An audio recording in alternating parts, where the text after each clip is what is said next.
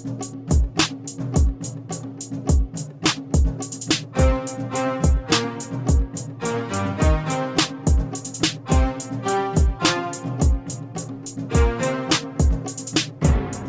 listening to Rookie Pirate Radio, the official anime and manga podcast for InBetweenDrafts.com.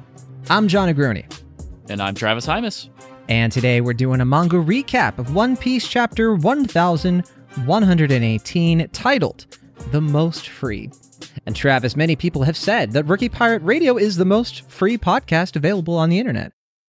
You know what? Considering the only ad reads we do are for ourselves, I think that's true. No such thing as a free podcast until now. As usual, we're going to be discussing spoilers for the One Piece manga up until this point, so if you have not yet read chapter 1118, be sure to do so now for free on the Viz website or the Shonen Jump app, linked in the show notes as always. And remember, all new One Piece chapters are available to read for free up to 3 weeks after their official release, or whenever you want. If you decide to subscribe to Shonen Jump, which we do recommend, you can just read the entire One Piece manga archive, all 1118 chapters. So be sure to check that out if you're interested. Now, Travis, I do have some bad news. Uh-oh. Big bad news. Yikes. We're shutting down the Discord. The Discord is going to be no more. It's a travesty. But why, though? But why? It was tough, but see, what happened was we had a listener of the show who's a bit younger than us who decided to start their own Discord that looks exactly like ours. Same color scheme and same kind of like cartoonish vibe. And I decided to be really immature about it. Yeah, so that's the thing. You know how our Discord is a little bit like godlike? And it's like, you're not like as godlike as us. And instead of being open and welcoming to everybody in the community and being, again, mature, that's just it for the Discord. So we'll just have the email from now on. Yeah, you know what? RookiePirateRadio@gmail.com, by the way. No, yeah, say it again one more time. RookiePirateRadio@gmail.com. Don't forget to tell your parents. Okay, yeah, old boomer email. That sounds about right. But I think I got to agree with you because, you know, why would we allow another Discord, a nearly identical Discord, when the person running that Discord did not go through the grueling work of setting up their own Discord server? 20 years. Well, at least it feels like 20 years. Yeah. I feel like it was just yesterday in a certain way, but it's just so much work, you know? I can't have any respect for another way of doing it. You know what I mean? Yeah, it's like, who are the real fans? Now, unfortunately, Travis, I think that there probably is a portion of the people listening who are like, what are these two idiots talking about? While the rest are just like, could they be any more, cringy about this? But right. Obviously, we are making fun of the internet reaction to this chapter, which will be clear once we actually talk about the chapter. But I'm just having a guess. The Discord's not going away. You're stuck with the Discord. The Discord, where you can talk about One Piece to your heart's content in the One Piece spoilers chat. It's available. Come on in. The water's fine. Yeah, and I guess you're allowed to copy it, but like there are cool people in there that you can't copy. So, if you want to copy anyone, just copy, one of the users, Quinn, his username. You can be King of the Pirates and like him. And I'm sure he'll love that. Just use a different Blackbeard picture to like play up that theory. And then he has to be okay with it. A different picture, but really, really close to what he looks like. Mm-hmm. All right. So we are going to talk about this chapter proper. But hey, we have a couple of emails we got to get to first. Yes, let's. We need to. So first one here is from Akram, who said, "Hey guys, first of all, I'd like to express how much I enjoyed your podcast so far. I only started listening recently, but I love how your recaps make me notice things I missed and give me a better understanding of the manga. Here is a theory of my own. Blackbeard waited years for one specific fruit. He then waited for an opportunity to steal the single most destructive fruit. This proves he's picky about which powers he wants. We can safely assume that if he does get a third fruit, he won't settle for anything less than a god-level fruit. What if said god fruit was none other than Luffy's own. This would have a few interesting consequences. Luffy would have to defeat Teach with nothing but with his Haki, giving us a great example that will overcomes all and echoing Kaido's last words. That would then let Luffy claim the One Piece without a devil fruit, just like Roger did. Maybe the Sea Curse also prevents you from claiming the One Piece? I also like that it showed that Luffy wasn't a chosen one who would never have made it if it wasn't for Sun God Nika's blessing. Looking forward to hearing your thoughts on this. Have a great day. Regards, Akram. P.S. Gotta say, some of your theories make so much sense that they feel like spoilers. It's scary. Well, first of all, thank you so much, Akram. You are kinder than anybody anticipated, especially Travis. But yeah, Travis, take it away. What do you think about this old theory? Well, I want to echo the thank yous. I hadn't really thought about this idea, but it is a good point because we've discussed it before that Gearfifth kind of breaks the rules, but it doesn't necessarily make Luffy completely, actually godlike, unstoppable. We've seen it throughout this entire arc. Haki's probably still a factor in this, right? So if that's the case, then something has to cause that, right? Taking his devil fruit, even temporarily, could be an interesting layer because Luffy has never not fought with it before in any of his fights, really. I guess Foxy, kind of. He used the power of the Afro instead of the power of Nika, but similar goofy powers. Sure. Not splitting hairs there, but that's an interesting idea. Only because it would make a very different kind of tension to a fight, which a lot of people have admittedly said is not in Luffy fights right now. I don't know that I agree, but I understand that point of view, and this could be a way to address that. What I will say, though, is definitely yes to the other stuff. Teach is extremely picky. He knows exactly which devil fruits he wants, and he either has a similar copy of the encyclopedia that Vegapunk has, or he, as we kind of all assume, knows significantly more than he's letting on. We should say recently he did have his eyes on Boa Hancock's correct devil fruit. He legit was going to take that one, if not for Silver's Rayleigh. Which, this confused a lot of people because that one is really potent, and it made sense when we found out he wanted a pirate nation, right? Mm-hmm. But does he still want that now, knowing what he knows? Does he even need that now, knowing what he's about to know or does know, depending on the timeline? Yeah, it's a mighty fine, good question. But I like the way of thinking because I also don't like the chosen one narrative. I think this chapter actually challenges that quite a bit in more ways than one. But yeah, I agree. Anything to kind of reinforce that this is not like Luffy was always going to do this kind of thing, right? Much better. That way. And I definitely wanted to talk about that specifically for this chapter. Just in regards to the end game for Luffy, we've seen him finally kind of really hit a limit when fighting the Gorosei, but this chapter kind of hints that really what if the end game, it's not just a Luffy 1v1 necessarily, it's Luffy kind of, freeing people or bringing people to their most free and that being his key to victory, and it just sort of being like this crowd, victory or something along those lines. That to me is super interesting for sure. Yeah, I have to say though, I just don't see Oda letting Luffy lose that fruit. I just don't see it happening. I think that, it would, narratively, there would be some cool avenues there. I totally agree with that. But at the end of the day, which is a phrase I don't usually like to use, I think Oda is always going to want his boy to be made of rubber. I think it's a very simple thing where I think Oda is well aware that is kind of like one of the key charms to the story is Luffy's a rubber man. And, I guess he would have Luffy to getting die nerfed. Again. Yeah. Say again? I was going to say, he would have to die for this all to happen anyway, and he's already died bare minimum once, right? So... Yeah, we're assuming that, yeah. But right. I think that to Akram's point, though, I'd say that Luffy getting nerfed is the right trajectory. I think that's the right thinking. How he'll get nerfed, I think, is definitely open for all kinds of theorizing, including this one. So, fun stuff. And yeah, I think whatever Blackbeard does get as his third fruit, if it's not Luffy, if it's not the Nika fruit, which, by the way, I also don't know if... Sometimes I think we almost give Blackbeard a little too much credit for how much planning he's really doing. I think a lot of what Blackbeard does is off of instinct. a lot of. I don't think he's as big of a master planner. Sorry. Careful there, John. The last time I insinuated that, I got yelled at for a week for Blackbeard slander. So by who? Be careful. Oh, was it by Quinn? It was the whole Discord. Oh. I mean, look, it's clear that he has an agenda, but I think that's very different from he's not like the Joker, I don't think, where he's has these very elaborate setups, but maybe. I think it's like Luffy.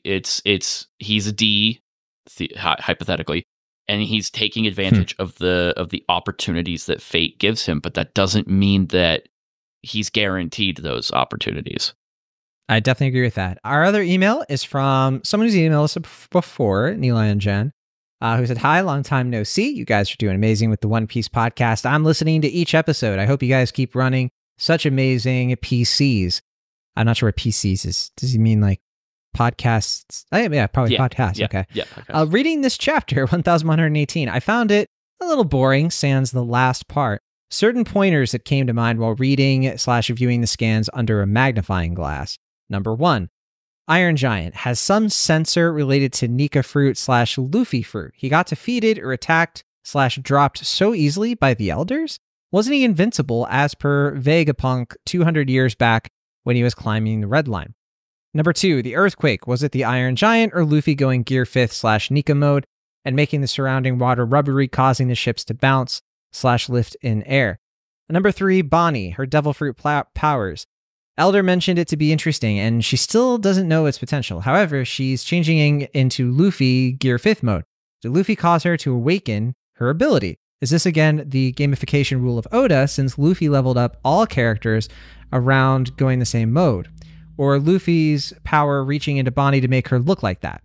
Also, you guys had mentioned a few podcasts ago, chapter 1103, about Bonnie's power related to her confidence and what she imagines, kind of similar to Luffy, limited by imagination. Is this her imagination of a future with Nika's form as she sees Luffy in Nika's form? Thus, another question, can Bonney copy an ability using her devil fruit powers? Not sure how Oda will reveal these. The progression of One Piece plot is going fast and amazingly well. Oda even incorporated the progress of other subplots via the broadcast mode without deviating from the Egghead fight and distracting us. Genius. Hope to get a reply. Yeah, so I think for us to answer all these great questions, we have to do our recap, but that's going to be our nice little setup, and then we'll revisit these for sure. So yeah, Travis, shall we? Let's do it. The chapter, again, is called The Most Free. We do return to our cover story with Ogre Child Yamato's Golden Harvest Surrogate Pilgrimage, Volume 8. The journey begins. Yamato is setting off, Travis. She is leaving the Flower Capital. Get hype. It's finally happening. Oda got our letters. Typical shout out, of course, to Stephen Paul for the translation of this one. This is a tough one to translate. And also Vanessa Satone for the lettering. All right, so the chapter begins with the Iron Giants falling into the sea and crushing some marine ships as some of them are trying to abandon the ship because that giant is big. It's humongous. We hear the Iron Giant at least kind of mentally calling out to Joy Boy, or maybe thinking about Joy Boy is the implication there. And the Iron Giant says, "Joy Boy, where did you go? Want to see you. You were there, Joy Boy. Strange, so strange." And then we cut over to a bunch of the Giant's pirates who catch a glimpse of Warcury and have no idea what Warcury's boar behemoth form really is. They're trying to figure out what's going on Egghead. We then cut to the broadcast, again, was cut off as per the last chapter. So people around the world are like, what's going on? We can't hear this anymore. He was still saying something. And some person's like, hey, why would Vegapunk have died in the first place? So some people are speculating that it must have been Straw Hat Luffy. If anyone did, it was obviously a pirate, and they know, of course, it's Straw Hat. Luffy was being told by the media that he was holding Vegapunk prisoner. So there you go. There are still at least some people who are like, oh, you don't think the world government had him erased, do you? So at least a few people are still speculating and figuring things out there. Again, though, we do cut over to, or not again, because I was about to mention one other thing about the townsfolk, but never mind. We then cut over to Dressrosa. We cut over to Leo and Rebecca, the two characters everybody's been curious about for sure. And Leo's like, do you think Luffy Land did it? Because, Leo is so gullible. And Rebecca's like, no. It's a great rule of three joke, because you got Koza there who's met Luffy. And then you have some of the Baroque Works people in the next panel. Really interesting timing on their appearance, isn't it? Mm-hmm. Yeah, well said. Good point. Yeah, and then the rule three is that Leo, who knows Luffy, goes, "Oh, do you think he did it though?" It's a great callback to that joke. I'm sure there are many Rookie Pirate Radio listener who can relate with Leo. But what do the Gore say? I believe it's Workery is calling out to York and asking, hey, how many Vegapunks are still alive? And York says that, and York is going by the people accessing Punk records who are syncing with it, and says that there are just two besides her, and that is Lilith and Atlas. Now, that hints that Edison is either dead, which is most likely, or Edison is unable to sync with Punk records at this point. We don't know for sure how all that stuff works, but there you go. It could be one of those things where he's just like passed out or something, but the death flags are there. But yeah, so York says that Lilith is on this floor, and Atlas is at the northeast shore. So recall that Lilith is with Nami and Usopp and them, and Atlas is at the shore with Bonney and Frankie and now Luffy and the Giants. And so yeah, the Gorosei are like, should we eliminate them all? And they're like, yes. Even with Vegapunk, the Stella dead, Punk Records is designed to continue growing. So we do have confirmation here that Vegapunk dying does not mean the satellites die, which is something that we for sure were kind of curious about, and we're assuming would not be the case. But yeah, so they have decided to keep York because York is still a benefit to them, but they don't need any other loose ends, no other geniuses. So the Giants are trying to cut through the blockade, which is pretty easy because their ship is humongous and it's just kind of like blowing past these battleships. We do see Dorian, Brogy, and Luffy finally reaching the shore and then jumping on board to escape. Luffy is back in his base form at this point, and Bonney greets him, super excited. She's like, oh, my future captain. She doesn't say that, but, come on. But yeah, so Luffy reunites with Sanji and Frankie as well. He's excited to be on a giant ship, which is very charming. And he's like, is Usopp here yet? What about Chopper? I mean, that's Luffy for you. He knows that, of course, Usopp has a soft spot for the Giants and all that. We also get a reveal of what happened to Bluegrass and Doll. They were turned into kids by Bonney, which, holy cow, Bonney just nerfed 2 vice admirals like it was nothing. And a sea beast. We see one of the sea beasts as well has been reduced to a baby sea beast, which is cute. I want one. But yeah, so they've taken care of them, and the Giants are pretty strong, as we're reminded. It's going to be tough for anybody to stop them except the Gorosei, which we're about to see, of course. But in the meanwhile, Bonney is kind of gloating at this point, and the Straw Hats are all trying to basically coordinate, figure out what they're going to do. Nami is communicating with them as well from the Sunny, which is still at the Labo phase, the roof, that is. And she says that thanks to Edison, they should be able to land in the water because the clouds got stretched out. But they might need some help because they're not sure if they're going to land on any ships or, yeah, like where exactly, like they might need some help being prevented from any other like weird disasters. Of course, Frankie, of course, is ready to help out. And yeah, Sanji kind of has this funny moment where he's like, I'll do anything to save you and Robin and Lilith. And Usopp's pretty annoyed that he's like, no, they just save all of us. But yeah, so we then cut to the Gorosei. We see Itsumade kind of closing in and getting close to the ships. And Sanji remarks that's like, yeah, of course they didn't give up quite yet. Meanwhile, Luffy is eating a ton of food prepared for him by the Giants who saw that coming. The Giants are very smart. They also read the manga. And yeah, we see Itsumade fire blast, a pretty big one. And so the Giants are trying to protect everybody, but of course, they definitely have their limits. We also see that the ship is starting to catch fire, which is very, very unfortunate. The 2 Giants we see that helped block off the attack were named Bjorn and Sig. So more Viking references, which is always great. The Marines also catch a glimpse of Itsumade, and they're kind of having a moment as well, which kind of leads to that credence of people being like, including, I think you said, Travis, like, man, are the Gorosei just going to like wipe out like all the Marines who are witnessing this stuff? Yeah, right. What do you do? Yeah. But yeah, so they managed to try to help the giants move out of harm's way. Bonney is trying to get Vegapunk and Kuma away from the fire as well. Atlas is there helping. It's a lot of chaos, that's for sure. But then we see Dory and Brogy again, who are trying to figure out how to stop them. And basically the strategy is that, like, okay, we can't take them down, but if we send them flying, maybe that'll work. But, I think it's Dory who says, like, yeah, if we send it flying, it's just going to keep chasing us. So they're not sure exactly what to do. There's an earthquake that happens as well. And then I'm not sure exactly what's happening there. I think it's one of the other Gorosei. It might be Warcury or the sandworm dude, but we'll get to that, I guess. But yeah, the ship is now floating above the water, and Luffy returns to the frenzy now that he's gotten some food. And I'm going to, honestly, I feel like an entire episode of the anime can just be this stuff on the ship because so much is happening.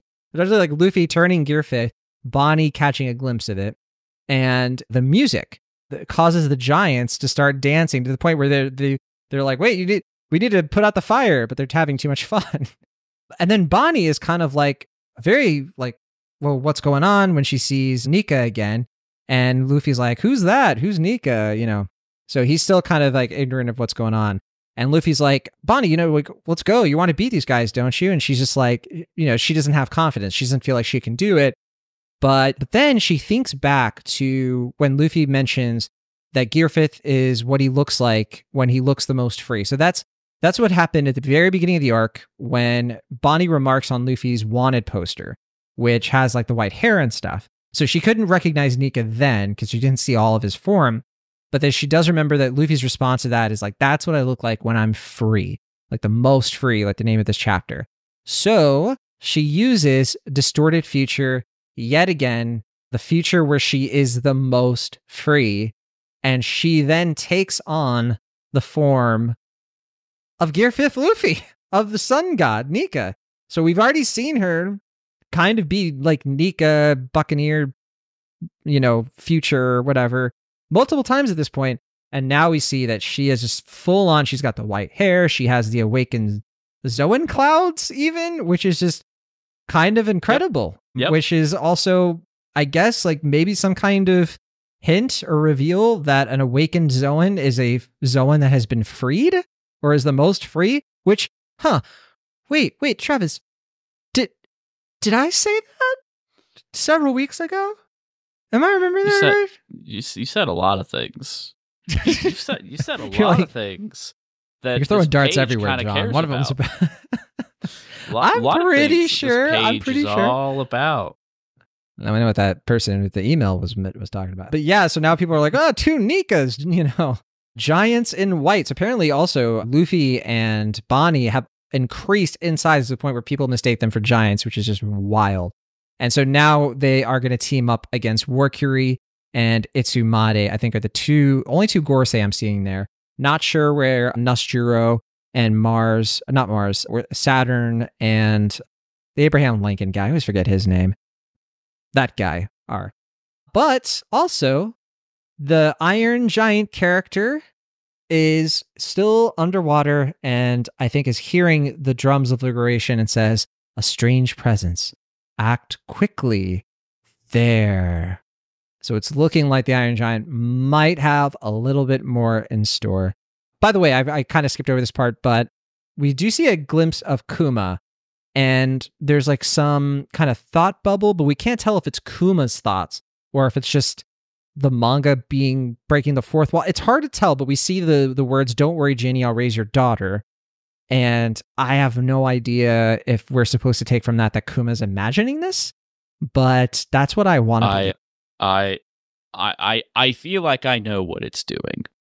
So, so do you want to start with the big one? Do you want to start with the big John is probably right party? Well, first of all, no break next week. Mm-hmm. I'm supposed to be getting the Raws first thing tomorrow morning.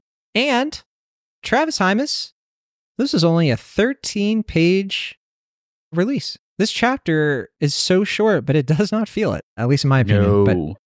No, just having to draw that giant as many times as he did. I'm starting to wonder if the reason that this thing doesn't show up all that often is because shading it is just such a chore that it's that it strains the rest of the manga. Is that a theory? But yeah, I mean, there's so much happening. It kind of is better to do it the way that they did it, right? That must be why Itsumade is like always mostly out of frame in the panels. Yeah. It's just like we just don't want to shade it. But yeah, Travis, what is it you wanted to bring up? Something about me being right? That's strange. Something extremely about you being right, because to address the emails and the speculations about, how are you guys so on top of it? How are you guys, like, how is it that you're like, these are like spoilers? Here's our secret weapon. We read the chapter, and we don't just look at the chapter and like power scale, and then that's like the last we engage with anything happening. We read the chapter and we take it in and we chew it, and we like a good steak. You just want to savor it a little bit. And what this final 2-page spread feels to me is a steak I've eaten before, the best kind of one-piece steak. It's the moment where Luffy has impacted someone so much that they are about to join the Straw Hat Pirates. That's what we're getting here. It has happened, because this is the emotional, like, cathartic, triumphant payoff to all of that miserable backstory. It's like that time where Luffy is holding the flag on Drum Island to get shot by Wapol, and he's still standing there holding the flag, and like he tells Chopper he's going to fight. What are you going to do? It's Nami asking for help. It's Usopp returning to the crew. It's both times Sanji has been a blubbering mess. Nico, Robin, I want to live. This is the big payoff to the baggage of a Straw Hat Pirate. That's what we're seeing here. Apropos of all the, what does this mean for like the lore or anything like that? Because it is paired with these reminder panels of Kuma and the flashbacks specifically about raising her. And this is kind of where that has culminated. I gotta hand it to you. I think your mission is complete. What mission is that, Travis? The Bonney for Straw Hat mission. The one that you already won me over on? I mean, it's just... This is it, right? This is the moment. I can't even... This is it. Bonney has to be joining. I mean, it's just... I cannot even imagine Oda blue-balling this at this point. This is the thing that sets every other potential crew member different. Like that we've theorized before, right? Carrot doesn't really get one of these moments. Yamato was not in the manga long enough to get one of these moments, if we're being real here. Robin joined and then had her emotional moment. That was Oda kind of upending that. And then we got it with Jinbei, and then he didn't join right away to upend that. But the patterns are still there. And this really does feel like the final piece of the truther puzzle, the last little string on your conspiracy board, and it just ties the whole thing together. Like, that's what this is really about, is now there really isn't a good place for her besides with them. Mm-hmm. Yeah, it wouldn't be fitting any other explanation. If it's one of those things won me over. Yeah. If it's one of those things where she's like, I'm going to take Kuma to go here and then I'll join you. Come on, no. There is a bit of a Travis L here. I hate to return your kindness, but your L is a listener's W. That is the good news. Now, this whole thing where Bonney takes the form of Sun God Nika, one of our listeners and frequent chatters in the Discord called this back in January. I think it was January. Yeah. And it was Hippo. And Hippo was like, oh yeah, what if Bonney can do this? Like, what if Bonney, if Bonnie's able to can't she just do take on the Nika form? And Travis responded like, no, just no. That's okay, fine. You didn't respond that way, but you did shut it down. You were like, yeah, I feel like I don't even remember what you wrote, but it made me upset because I was like, well, in hindsight, because I was like, oh, our chatter got it totally right. Yeah. Yeah. Well done. Congratulations. You get a free podcast. Only ads are for the Discord where you were correct in. So it was worth it. We do have programmed ads though at the beginning of some of these, so we shouldn't. I feel like we've been a little underhanded there, but anyway. And it's fine. Semantics. Anyway, yeah. I had argued, and this was the beginning of January, like the first week of January. But my logic was, if she knows that it's not like a mystical being, but it's just a devil fruit, does that, because we were in the moment of like, she wasn't able to be powerful enough because reality had set in and it was depowering her, like literally, like that's how it seems to work for her. So finding out that Nika's not real and it's a devil fruit, does that dissuade her? Technically, she still doesn't know it's a devil fruit, but clearly the answer is no, it doesn't matter. Yeah. Obviously. Now, the internet's reaction to this entire thing has been a collective calm down, or a calm down from me. There have been a lot of people who are very annoyed by this, and I don't know what you think, Travis. I assume it's a similar opinion of mine. I dig it. I dig it a lot. I think it's been set up. I think that it makes a ton of sense within the logic of the manga, and this idea that Luffy has to be the only sun god, I feel like that message that like Bonney can be too is something that those people need to hear. Because what they want is like a typical like Goku kind of situation here, where like the specialness is derived from this arbitrary power-up instead of like the emotional narrative underpinning of what that power-up means, which is so much more important. Which is so buck wild to me, because you know what manga series is the poster child for like the younger generation just gets to do this easier because they have people to learn from and be inspired by, and also they're like, children. Always happens in Dragon Ball. Exactly. Yeah. Dragon Ball. Those kids are hitting Goten this. Becomes a Super Saiyan at what, age 6? For fun. It basically happens for fun. It just kind of with Chi-Chi. Literally is training with Chi-Chi and he accidentally Super Saiyans. Yeah, it's like that's kind of, it's almost its own gag. Like you're right, it does kind of like deflate things, but that's because it's written by a guy who's writing a gag manga first. Dragon Ball's a gag manga first. One Piece is kind of a gag manga. Like, have you seen what Gear 5th is? It's a gag manga. So it's I do think that there are some limitations here where this is not going to be like, oh, there's just two people with the exact same powers. I imagine that just like Gear 5th is so taxing on Luffy. He's had to charge up 3 times now since this part of the arc has started just to maintain that form. He uses a lot of Haki. It uses a lot of Haki. And I don't think Bonnie's is working the same way. So I'm not going to say, oh, she's going to peter out like immediately. But like, can she do everything that Luffy can do?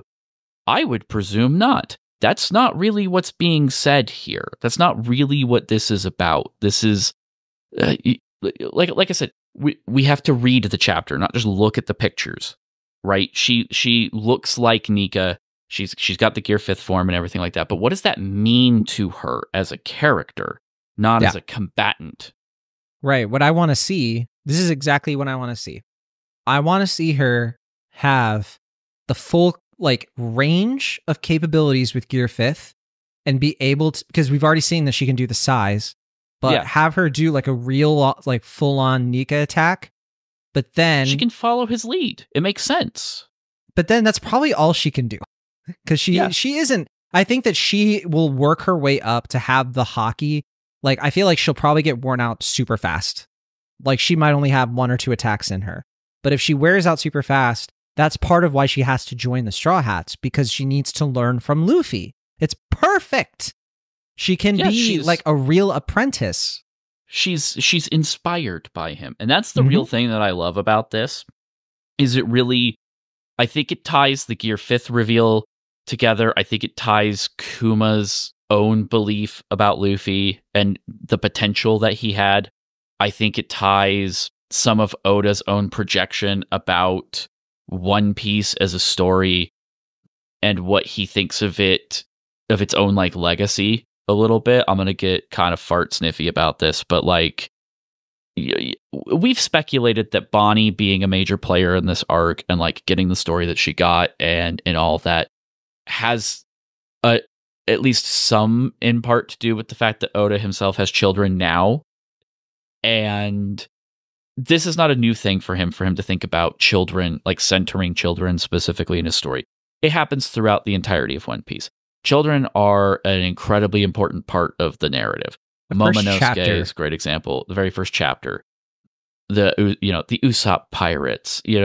Most of these Straw Hat pirates, their traumas come from their childhood. Like Oda probably hates playing video games like Skyrim, where there's just like no kids in these worlds. No kids. And he's right. like, where are the kids? He has that childlike sense of wonder. Like he's said before that like he kind of wanted Binks' Sake to be the kind of song that's sung in schools. Like it's kind of like one of their fun little sing-along songs, and then realized he wrote a song about booze and that's not going to work. But classic Oda. Like those are the things he thinks about. Luffy's birthday is literally Children's Day. So what's happening here is you have Luffy inspiring a child to be like him, which is that not the message for all of us? Yeah. To seek that same kind of freedom and adventure. Like a lot of people are like, well, is everybody going to get a Gear 5th form? I don't know that it's as much about the visual indicators. For Bonney, it definitely is because it's critical to her as a character. But like, Zoro at his most free is Zoro, world's greatest surrounded by swordsman. alcohol. It's not that hard. Yeah, yeah. It's like, I think they have their didn't dreams. I speculate though that like Luffy could maybe potentially like him awakening his fruit, and that gets into the email, by the way. I think I speculated last week or one of the previous weeks about like everybody turning Nika at some point, like the whole getting crew. some sort of like buff. I mean, it seems buff. possible. I mean, in the case of Bonney, I think it's her powers doing it. I don't think it's Luffy's powers. Yes, like I agree, changing her. But again, that's something what does that it mean to she be could free? inspire him, right? Of Yeah. like, oh, I can share my power with other people. She was able to do it with her ability, but maybe there's a way for me to help other people. Like there's all kinds of stuff you could do that, especially if we factor in the drums of liberation, which we see that the music is like being heard as diegetic, like the giants are hearing it. It's a specific tune. And at this point, we could speculate, it's not a for sure thing yet, but it could be that Bonney using this form also activates the drums of liberation, which makes me think that that's setting up that enough of like, almost like the music is enough to like reawaken the Iron Giant. So the giant is down in the ocean, but them kind of going Gear 5th could be the thing that it needs to kind of get back up and do what it needs to do. Which, by the way, if that happens and it gets out of the ocean, then the broadcast can continue. Travis. True. And I would go so far as to say that it does seem based on like the panel, because you've got like the sound effect on her side of the panel and you have the sound effect on his side of the panel. So I think you're right. And I would go so far as to say that because both of them have that heartbeat now, it can actually echo loud enough for the Iron Giant to hear it in it the can ocean. cut through the ocean. I wonder if that's something that has to do with like the voice of all things. I never really made that connection before, but there is something interesting about that, of like the voice of all things. It's like this thing that can be heard across like outside of space and time, almost, it seems like. But that's kind of similar to these drums of liberation that just seem to it's like a sound that kind of carries through some other thing, and it's like so mysterious. I wonder if those things are related at all. Yeah, is the voice of all things like a psychic link, or does it have like a physical like sound component to it? Right. Could and then the drums of liberation like, are a psychic song. yeah. Could characters like Shirahoshi like use the Neptune powers on the other side of the world to call the sea beast? Like, is there a limit to that? That's a good question. Give her a radar dish. So yeah, I definitely. Yeah, there you go. Oh goodness, Travis! I lifted up this rock, and I found another potential John W. How about that? There's the dialogue, the internal dialogue the Iron Giant says, says, Joy Boy, where did you go? Want to see you. You were there, Joy Boy. Strange, so strange. Now, okay, this is not confirmation, but I think this can reasonably support the idea the Iron Giant went to Mary Joa to find Joy Boy, because that's the last place the Iron Giant was, and it was saying that he was supposed to be there. Travis, this could be it. I think that's still a great idea. In the case of this panel, I think it's because Luffy's not in Gear 5th anymore, so he's like, you were here, and now you're not, and I am a robot, and I am confused by that. But I don't want to discount your theory, because I still think that makes the most sense as to why that robot was in Mary Joa. It just... I know people are listening, and they're like, yeah, John, you're getting too excited. Travis's explanation is the Occam's razor. Calm down. But you know me, I'm always going to read into things way too much. I mean, it wouldn't be One Piece if there wasn't like dual meanings in phrases and words, right? Like, that happens all the time. Absolutely. Let's get back to that email. Make sure we totally address it at this point, because as we mentioned, it covers a lot of the stuff we've been touching upon so far. So the first question was about the Iron Giant. Could the Iron Giant have some sort of sensor related to the Nika fruit? He got defeated or attacked less dropped so easily by the elders. Wasn't he invincible? And yeah, I think that's what we're kind of getting at, is that the drum of liberation is the thing that's powering him. That's why I think that Joy Boy, that's a big reason why I think Joy Boy was alive in Mary Joa and was like almost like a magnet, a radar that was attracting the Iron Giant.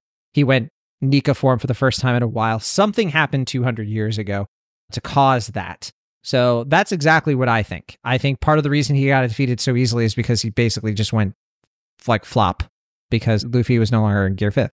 There was like a time limit, like a battery that was running out. I would also argue that when the Iron Giant went to Mary Joa 200 years ago, it's very unlikely it got a demonic Gorosei tackle, right? Because for one, it didn't do anything when it got there. And for two, they still are like, nobody knows that they look like this. They're not supposed to know. This has gotten so far out of hand for the Gorosei in terms of like optics that you brought it up in the recap. Are they just going to have to kill all these guys? Is that the end result of this? Like, there were rules about this, right? Most of them weren't even supposed to know that Saturn was on a boat with them. So the idea of like Warcury going and fighting the robot 200 years ago probably wasn't going to happen. They were probably like, how do we deal with this without revealing that we're actually monsters? Like that kind of thing. And then it just shut itself off, and it was an act of convenience. Yeah. Here's the other part of the question, or the question number 2, I should say. The earthquake. Was it the Iron Giant, or Luffy going Gear 5th / Nika mode and making the surrounding water rubbery, causing the ships to bounce / lift in the air? So I did see some people theorizing about this, so definitely not unfounded. My initial thought, like when I was first reading the chapter, was that it was Warcury, that it was just like something about Warcury coming closer. But it is weird, like that it's an earthquake, and it's a question mark for sure, because like Luffy going Gear 5th, I don't think would cause an earthquake, and I think the Iron Giant sank a while ago, so I'm not sure if it would have been, I don't know if it would have been that tumultuous. It could be a combination of things, but I genuinely, I'm not totally sure.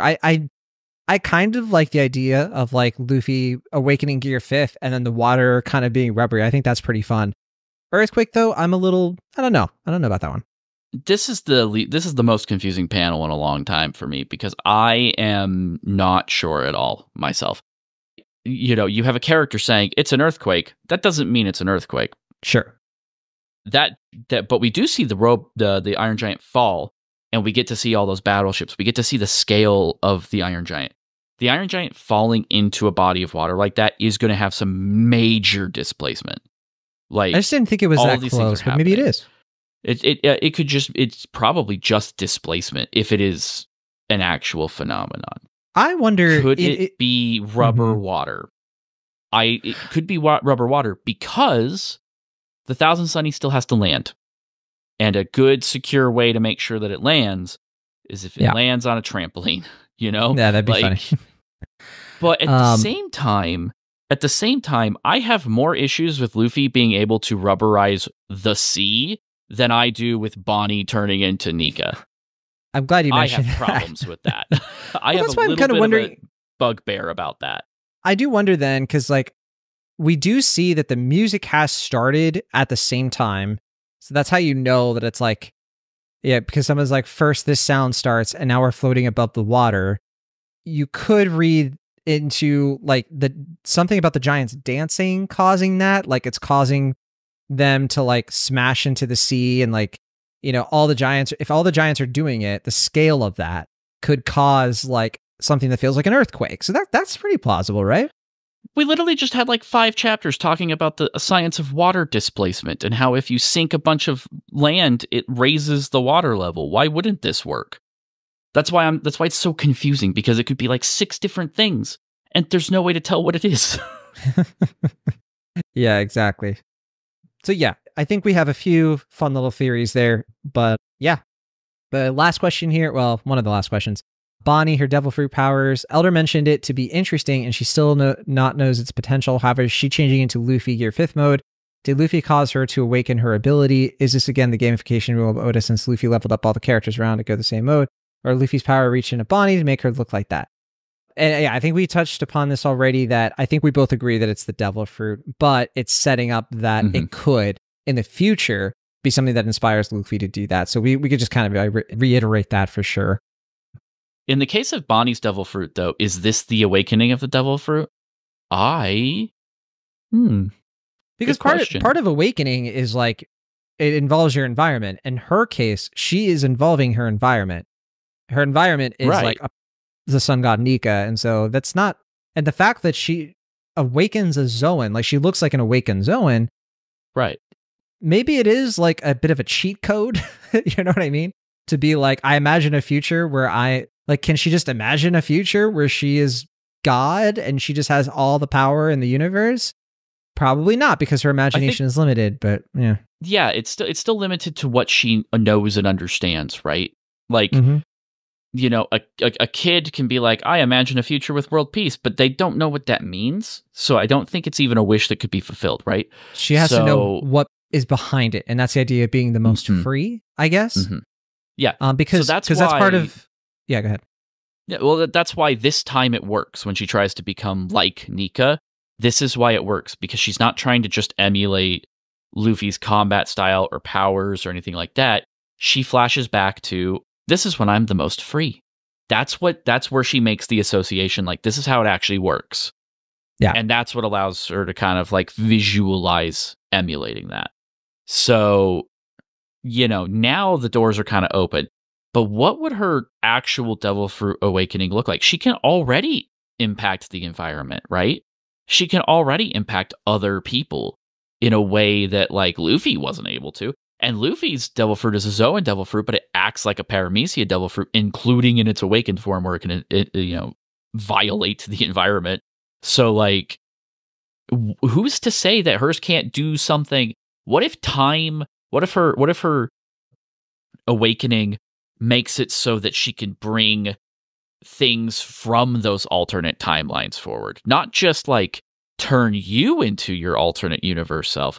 What if she could bring an alternate universe version of herself in and have 2 of them or something like that? So then the real question is, has Oda played BioShock Infinite and basically is modeling Bonney after Elizabeth?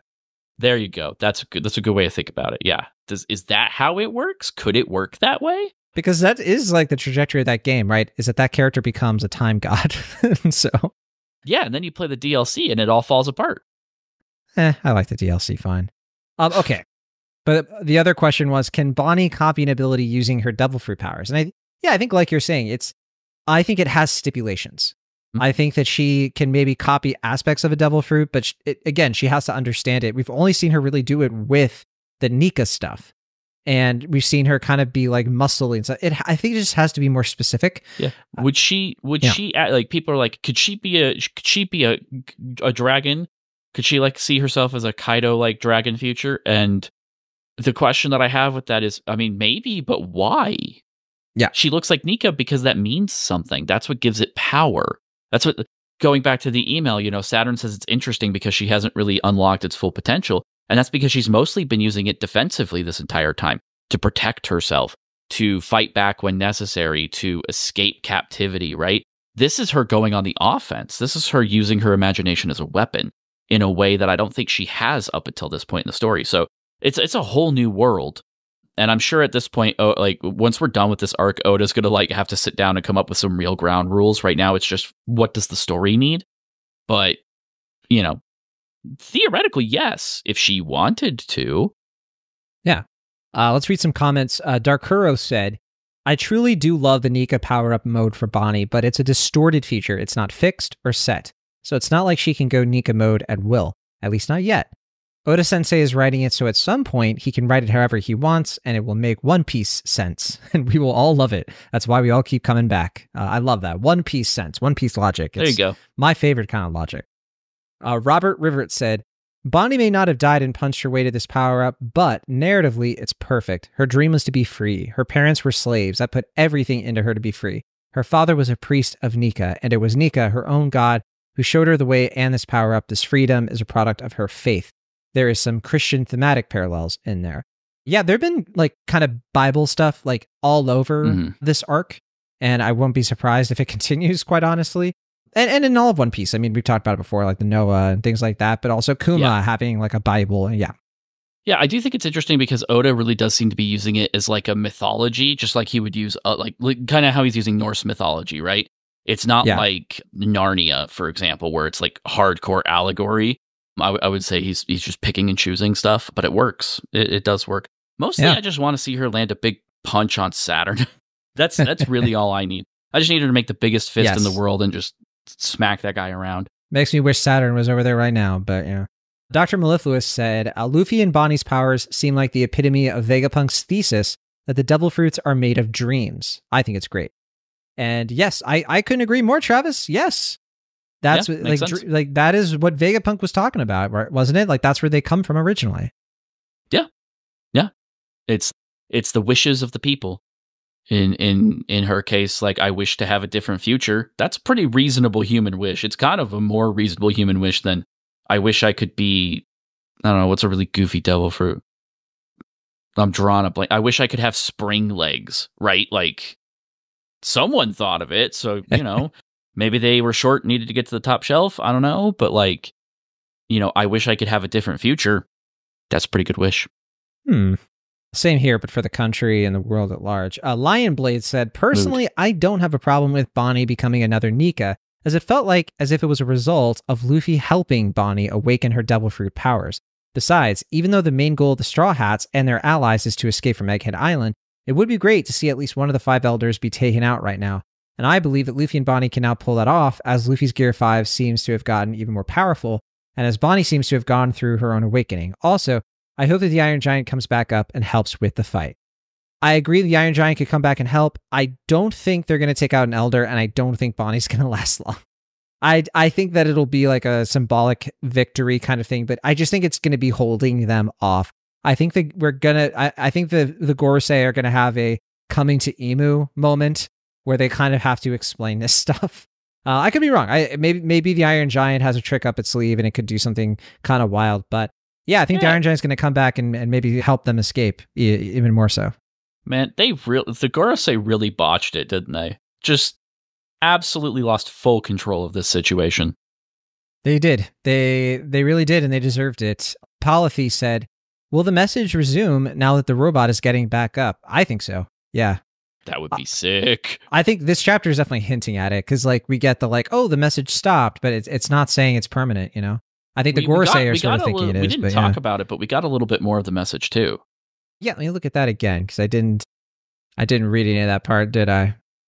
Let's see here. It's not much, admittedly, but we did get a couple more words. Couple more words. Oh yeah, that name we see there. So, and then it goes out again. So I think it's just that name is all it said, right? Yeah, at least in the official. Yeah, so and as a refresher, the thing that was brought up before was that, like, you know, there are people who have the name of D. Among you there is or there was or something like that, and that name. So we talked about this a little bit. I think the speculation has been going back and forth between, you know, this could be mentioning like somebody among the D clan who did something terrible, or is a traitor, or is a chosen one. Like who knows? A lot of people said it's going to be it's talking about Blackbeard. related to like Shanks kind of being like, I want to talk to you about a certain pirate, and Shanks obviously is scared of Blackbeard for reasons that I guess we'll find out. So yeah, it's so broad that like the option, we only have more options now that we have a couple more words to work with than we did before, and we had basically the world as our options. Yeah, and you know what? When it comes to the Will of D, that is one of those things I have such a hard time theorizing about because I find it so confusing, like how it works, and I'm hoping we get more morsels in that sense soon for sure. But yeah, that's why I feel like the message has got to continue. We got to get another kind of tiddy bit. See what I did there? No, very good. Joy Boy. Oh, Xavier Price said, Joy Boy and Joy Girl. The world government is effed now. Bonney's power really is wild. I guess she hit her fruit's awakening. Looks like we'll be heading to Elbaf next. I'm hyped. Hopefully we get there before 2025, but I'm sure there's still a Joy Boy flashback coming soon. I don't think we're getting a Joy Boy flashback this arc, but I do think we're getting Elbaf pretty soon. I think we're literally like chapters away from the end of the arc. For sure. I think we're gonna, within the next 10 chapters, I think Elbaf might be on. Either that or we'll probably be at very least starting up some kind of in-between kind of time, or maybe another kind of like tour of what's been going on everywhere else. That said, with Bonney's power, I still question if it's a real devil fruit or if it's something else. I was actually thinking about this while you mentioned something earlier. I'd have to check the panels again, but when Bonney had the fruit, I know it was in a church, and I want to say it was like, I don't remember where in the timeline that was in the flashback. Was that before all the Vegapunk experimentation? Like she had her devil fruit power? Yeah. I don't think she had it when she went to see Vegapunk, did she? She did, because we found out after the flashback that Saturn literally injected her with it. Like he juiced it and tried to find out if you could like spike somebody with a devil fruit. Wait, that was confirmed? We didn't just speculate that? Yeah, no, he said that. I mean, he could be lying theoretically, but he said it. Oh, that totally, I think that just totally memory hold at me, that because I was definitely thinking that, but I think I forgot that it was confirmed. Okay. That's what he did to kind of break her. He's like, I'm the one who gave this to you. I know what its limitations are. Like, that's why he was talking. That's right. Yeah, you're right. But I think I was still a little bit like, is it really a devil fruit, or is it something more experimental, or something that was like different? Does it become experimental because it wasn't consumed like a regular devil fruit? That's also an option. It could be both. I think it would be cool. I think it would be cool if like the nature of like the yokai powers is something that he put in Bonney that has something to do with the Holy Knights, because we still don't know who her father is. And if like they had plans for her to maybe be like inheriting some kind of like Holy Knight status because she's the daughter of like some dude like Figurland Garling or one of those, there could be something to that. It'd be cool if those characters had something related to the powers of the Gorosei that would make them an even bigger, substantial threat, honestly. They could be our new Toby Robo. Yeah, like now that you're bringing up the idea of like, because of the way she received these powers, are they different? Are they a devil fruit? Can a devil fruit like mutate, do you think? We know a Zoan fruit can have like a will, right? Could it be that this fruit wasn't really supposed to do this stuff? And like the reason that Bonney's powers are so weird is because like something has changed since she got them, or like she because broke they it. were delivered. Yeah, I like she that broke thought. it. Just like, because it's tied to like bloodline elements, right? Like it changes your bloodline elements. What if your bloodline elements could change it? Yeah, I actually like that quite a bit. I think that's really interesting. Yeah, lots of other comments. Honestly, almost all of them are kind of along the same lines. It was really more like Reddit, where I was seeing like folks kind of in their feelings about all of this. Not a ton in the comments of like people complaining. Yeah, Reddit will get mad anytime a girl does a thing. It is what it is. It's just like, I would challenge people who get really, really mad about that stuff to just like kind of interrogate that. Like Bonney was a member of the worst generation before we ever like saw her on panel. Like we can't act like she does. Like I heard the phrase Mary Sue in regards to Jewelry Bonney this past week, and I can't engage with that intellectually. Like you either don't know what's going on in the story, or you don't know what a Mary Sue is. Yeah. But you've conflated two things that are not the same thing. Like She has had a journey. She knows how to use her devil fruit. If this isn't awakening, she's earned it. Yes, I agree quite a bit. Lucky Simon said, I'm still thinking Bonnie's going to end up on the crew. Since this all started, Luffy's been treating her as a little sister, and this just continues to confirm that. And with her control over the pacifistas, it's not like she'll be safe anywhere else. Yeah, that's another great point that I think we've touched on before, but not in this conversation, that like she has nowhere to go. Like it's too dangerous for her. Like who else could protect her? And we had floated some rough ideas before as just like, like trying to straw man our own argument, right? But as the weeks have gone on and like you've won me over to your side pretty completely, and then we get this, like at this point, I don't know what else you could do. Because narratively, it will not be as satisfying. It's just, I agree. Can't. What are you going to do?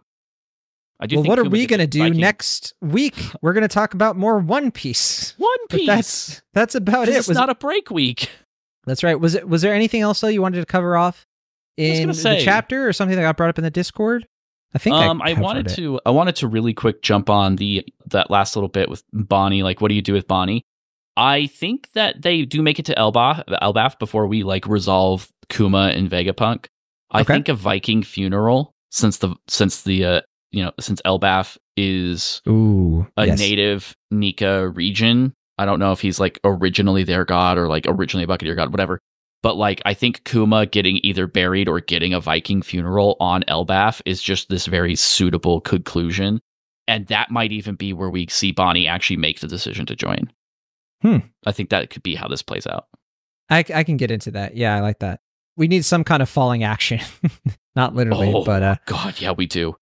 I did mention the Discord fun Bonney theory that I liked, that if she joins the crew, then in the final war, she could awaken her fruit and allow the other Straw Hats to fight in their prime ages. So we temporarily get like peak Luffy, Zoro, and all of that, just to kind of...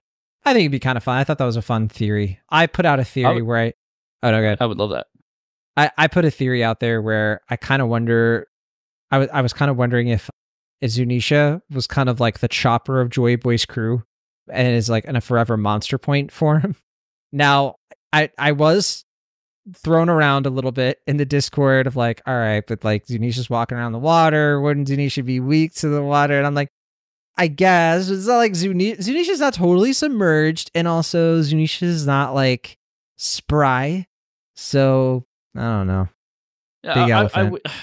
Like hundreds of years would have to carrying an island on your back. Like it would have to do something. Zunisha's right? built different. It's the endurance fruit. I'm gonna say Oda's razor is just a big elephant because a big elephant is cool. An elephant that ate the island fruit and is in Monster Point. Oh, but we already have an island fruit. Oh yeah, I forgot. You threw me for a second. I was like, I literally almost went, oh, that's an idea. Wait a minute. Wait, yeah. Oda probably was like listening and like, oh, that's a great. Oh yeah, I did do that. All right, well, that'll do it for this week's episode of Rookie Pirate Radio. We have more stuff coming up. We've been talking about something related to My Hero Academia because it is ending soon. And that is, of course, a big momentous moment in anime right now. So if you're interested in something like that, talk about it with us in the Discord, of course. We'd love to get your take. And Travis, should we go Gear 5th next? Yeah, I want to be free. Yeah, I want to be free too. All right, you first.